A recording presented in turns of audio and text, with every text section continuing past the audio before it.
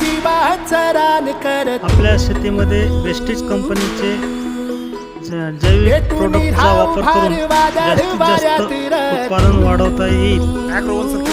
त्यामुळे आपण आपल्या शेतीमध्ये जैविक प्रोडक्टचा वापर करून उत्पादनामध्ये वाढ करावी। तुला जीवाचं रान करत भेटून राहू भार वादळ वाऱ्यात